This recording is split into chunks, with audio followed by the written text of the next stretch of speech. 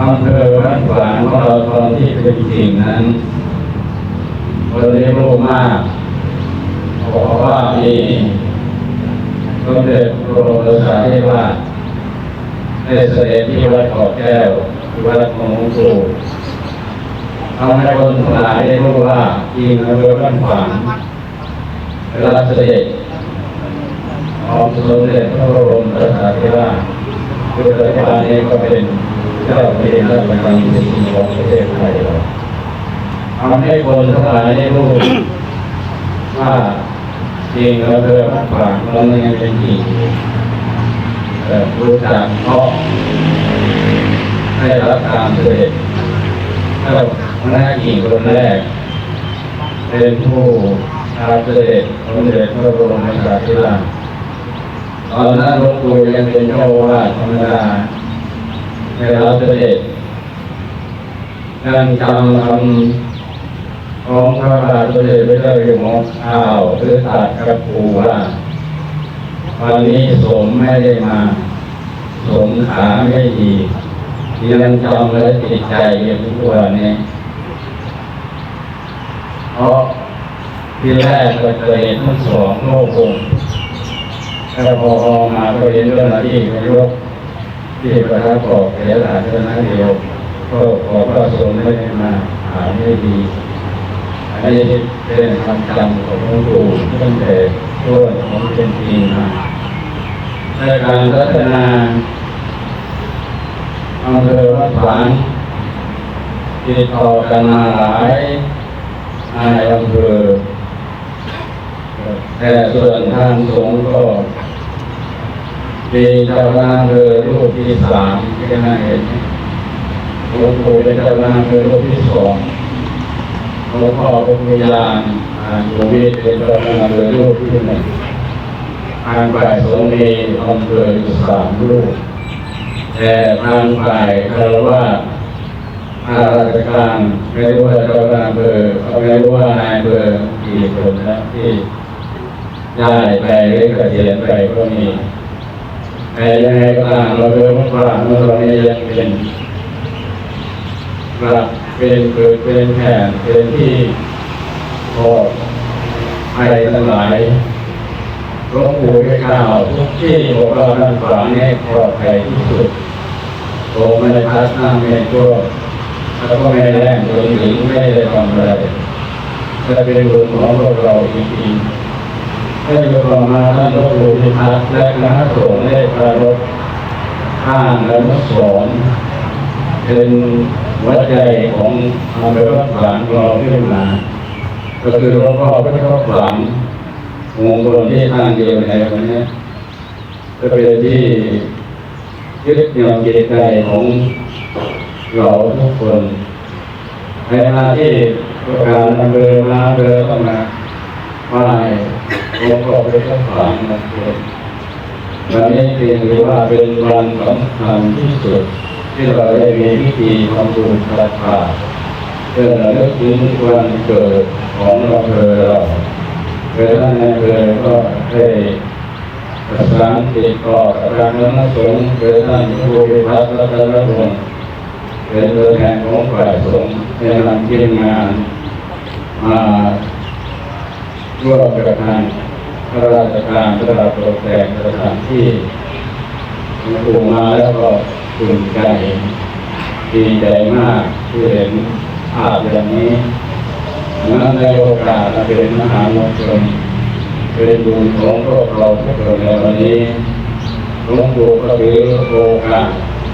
อันเป็นมหามงคลนี้อำนวยไว้พรให้ท่านในคือพระราชทานผู้ที่มาร่วมงานทั้งหลายทุกท่านทุกคนอยู่ในที่นี้ก็ดีที่ได้มาก็ดีจงเป็นผู้มีความสุขความเจริญมีอายุมั่นขวัญยืนอยู่เป็นสุขปลอดภัยจากภัยทั้งหลายทั้งปวงทุกท่านทุกคน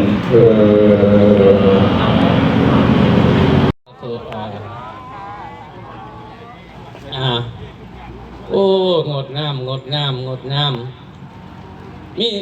มีต่อไปพูดอยู่บ่ อ้อมไปพุ่นอีกขึ้นติโอ้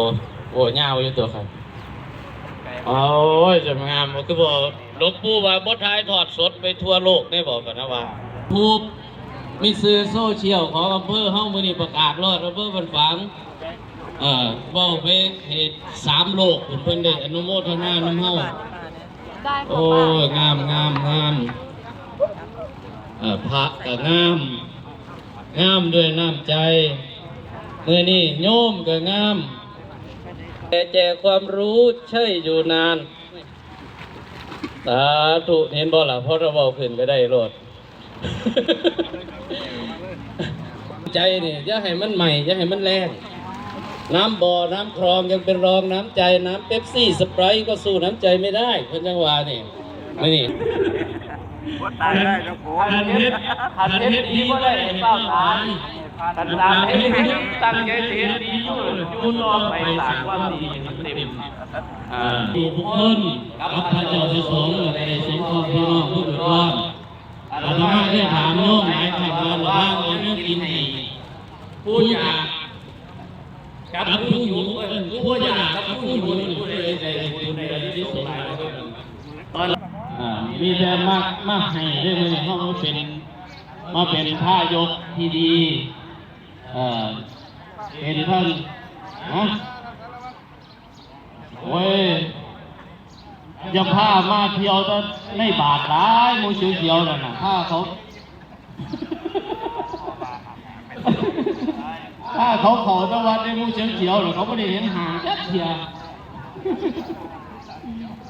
วันนี้โรงพยาบาลกับมาทุกส่วนราชการอบตเทศบาลไม่มันก็ได้สายได้ละวันหนึ่งปีหนึ่ง พิธาสุขนแบบ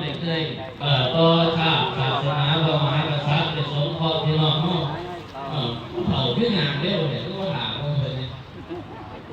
ไปเรางานพวกพ่อไปว่าซ้อมผมนั่งหนาไปก็ถามว่าเลย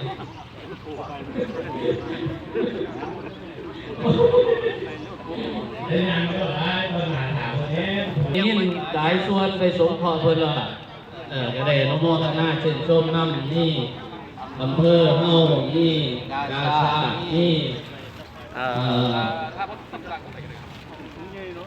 แม่ผมบอกว่าในหลายหน่วยงานมันไปช่วยกันทุกหลายทางการลดข้อส่วนปัจจัยและสิ่งของนี่หลังจากเบียดครับทางอำเภอทางตำบลมอทอ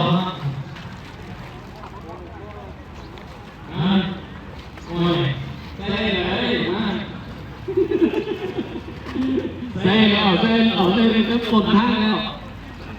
ใช่แล้วใช่เราจะไปร่วมการช่วยเหลือพี่น้องเฮาที่เอา